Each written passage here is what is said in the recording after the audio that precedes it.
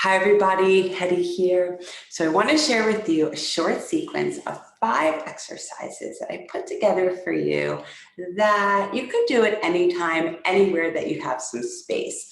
Maybe you do the sequence one time and that feels good for you. Maybe you repeat it again. Maybe you repeat it a third time. So feel it out, see what's right in your body.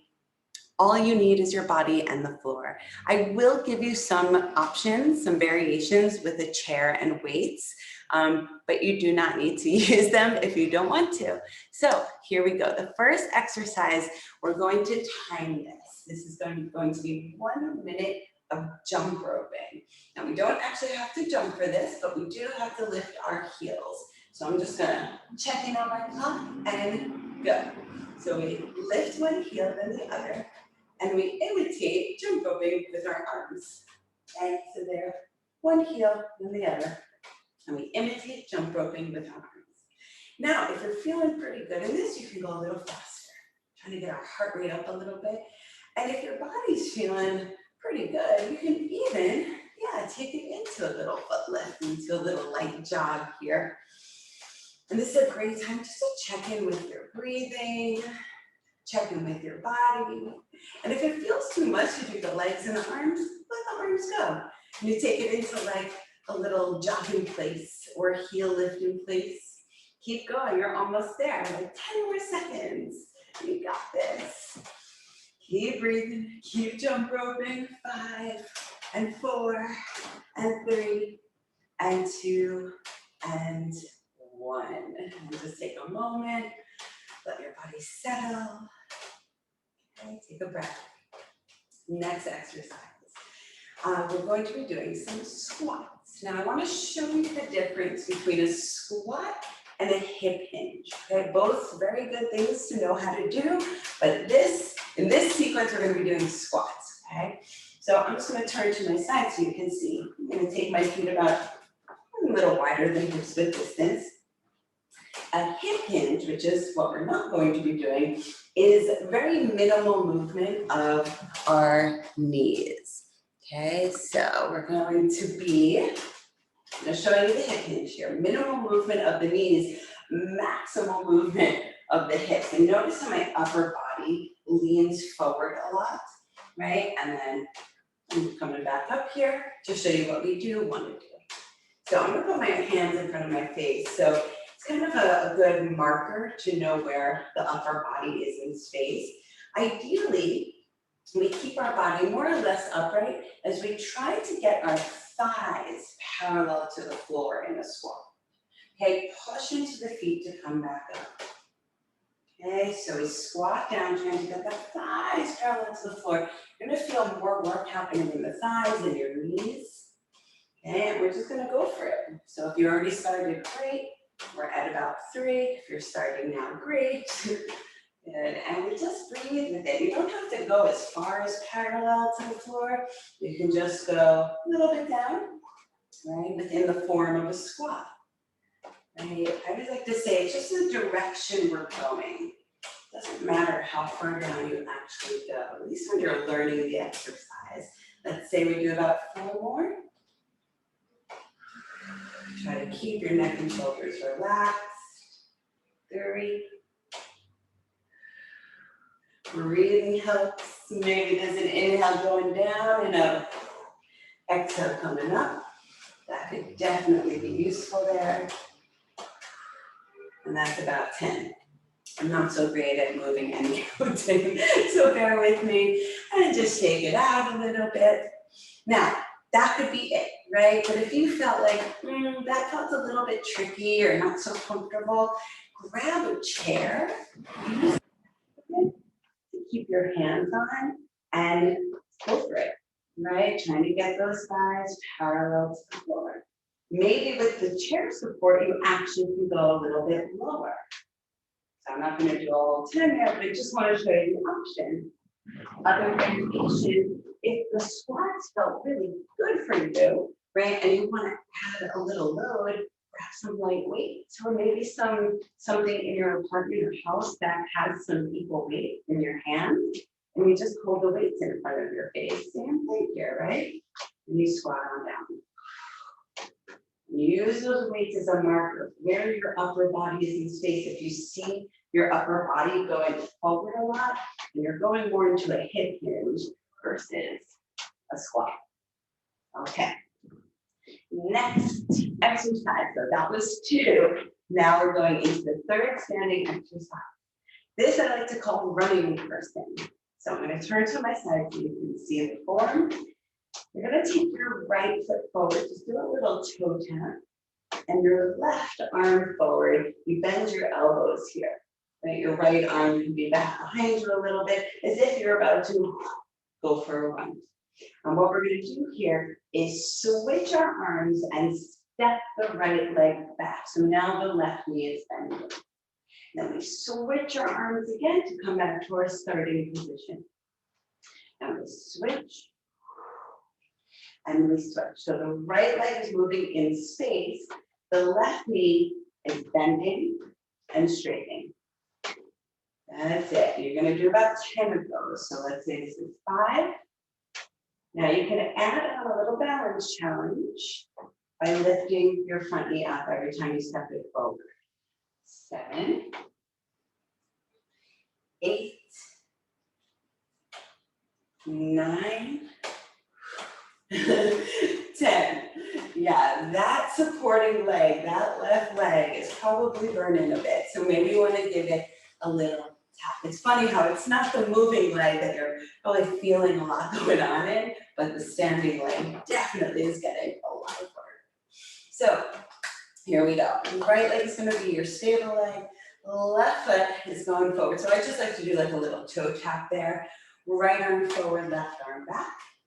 Okay, and then when you're ready, you switch. So you step back into that runner's lunge. The left leg is back, left arm is forward, and switch. Switch and switch. Remember, the left leg is moving in space, but the right knee is bending every time you step back. We're probably at 4 or so. Let's add a little balance challenge here. Lifting the left knee. Okay, 6, 7, 8, yeah, little wobbly is good, 9, and 10. Yeah, give that leg a rest, tap it out, maybe both of the legs need a little tapping, and that's the exercise. Now, if you want to add some support to it, let me show you what that would look like. So you might use the back of the chair just next to you. Okay, let's take right foot forward, left arm forward. Okay, and it's going to be the right leg that's doing the moving and the left leg is doing the support. So we take the right leg back, left arm back, and we come back to our starting position. Okay. That's it. So you have support there. Okay, I'm going to just show you from the side what it would look like. So right leg is forward, left arm is forward, and you bring the leg and arm back and come back to starting position. That's it, right? So you're still doing it. You could definitely add the balance there. Just one more time so you can see that you don't have to not do the exercise just because it felt unstable. You can add some support. Last variation there would be to add weights. So you can even just put a weight in one of your hands if you still want to use the support, but I'll just show you without the chair. So one weight in each hand. Okay, let's do it with the left foot forward, right arm forward, left arm back, and then you switch. Switch. Okay, so you're just adding a little weight to the movement. And there you have it. Okay, so just options to change it up. That was 3. So it's going to feel a little bit longer right now because I'm taking you through different variations. But if you just do exercise to exercise to exercise, it shouldn't really take more than like 5 to 7 minutes to do. Let's get down. So I'm going to take you down with me. Actually, I'm just going to angle this down so you can see. Now, some people like to have some support or padding on the floor. So do whatever you need to do to feel comfortable, maybe a yoga mat or a little blanket under your head, whatever works for you. Okay, so you're gonna lay down. Let me just make sure I'm centered. Okay, lay on down. And this exercise is typically called dead bug, but I like to call it flipped bug because it makes more sense to me because we are moving in the exercise. I'm going to give you two variations. The first one is with a little extra support, and the second is with less support. So let's start by keeping our 2 feet on the floor for a moment. Left arm down, right arm is going to reach up towards the ceiling. Okay? And then go ahead and just lift up your left leg. Now, one thing to notice, especially just in that leg lift, is if you felt your low back lift up off the floor, you're going to try to keep your low back pressed down against the floor the whole time. And here's the exercise. You're going to be extending your right arm and left leg away from each other, and then coming back to your starting position. We're going to do 10 of those.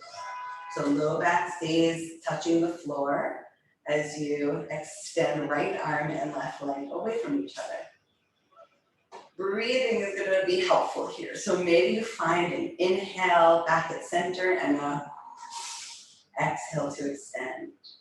Inhale back to center. Exhale to extend. If that feels good for you, keep it up. Okay, we have about 5 more to go.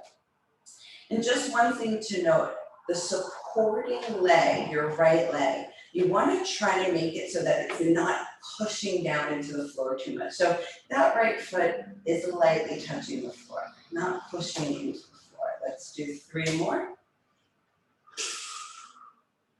Breathing helps. 1 more. Okay, and then come back up to center and just rest for a moment. Maybe lay your hands on your belly, take a breath. We'll go to the other side. So your right hand is going to be on the floor.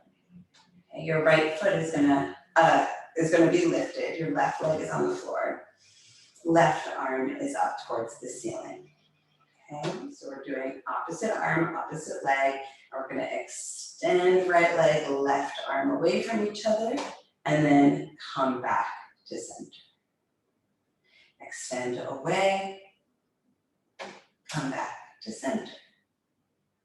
Now that left foot, right, you're not pushing too much into the floor there, just a light touch against the floor. Your low back is gently kissing the floor the whole time. So again, we don't want to see or feel our low back lifting a lot. So we don't want the work to come from our spine, or rather the movement work to come from our spine. We want the movement to come from our hip joint and shoulder joint, and the stability to come from our center. Okay, we're probably at about 6 now. Again, counting and talking, not my forte. Let's do 7. 8, nice and slow, try not to rush through it. 9, and 1 more, 10. Okay, after that, take a little rest. Maybe lay your hands on your belly, take a breath in and out. Okay, so I want to show you a variation of that if you want to take it up a notch. Okay, so in this second variation, you would be lifting your both feet up off the floor, right? So you can come into like a reverse tabletop position, and both arms would be reaching up towards the ceiling. So you're going to have less extra support from your limbs. So I'll just show you here. So let's say we do left leg, right arm. They extend away from each other. The other 2 limbs do not move. Low back is definitely staying down against the floor here. And then you can just switch. Right, so here you can do opposite arm, opposite leg, and then do the other side. You would do about 20 of these. Okay, so I'll do 1 more, just so that you can really get a good glimpse, and then decide which variation you want to do. Okay, maybe you want to hug it in after that. A little rock on your spine. Last exercise, so this is the 5th exercise, and these are bridges. Okay? So I'm just going to give you one variation with this. You're going to walk your heels a little bit closer towards your rear, and your arms are going to be down by your sides. And you can just check in that your legs are more or less parallel, right? About hips width distance and not too wide and not touching. So here what we want to do is lift up, right? We're going to lift up, lifting up the pelvis. And when you start to get towards the top, I want you to imagine that there's something in between your knees that you're squeezing, but you're not going to squeeze so much that your knees touch. So it's more like a magnetism of your thighs towards each other. And there you're really going to feel your thighs engage, your glutes engage, and that's where we want to be here, right? So it's a very active bridge. And then release that imaginary squeeze and lower back down. And we'll do about 8 to 10 of those, okay? And so go ahead and lift up. You give that imaginary thing a squeeze, feel all the muscles engage, and then lower back down. It can be helpful to breathe. So maybe on your lift up, you'll exhale.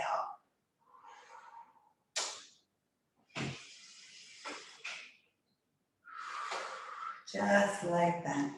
Okay, let's do about 5 more. Nice and steady. Don't forget about that activation, that squeeze. Release on the way down. 4, 3, 2, and 1. And you are complete with the 5 exercises.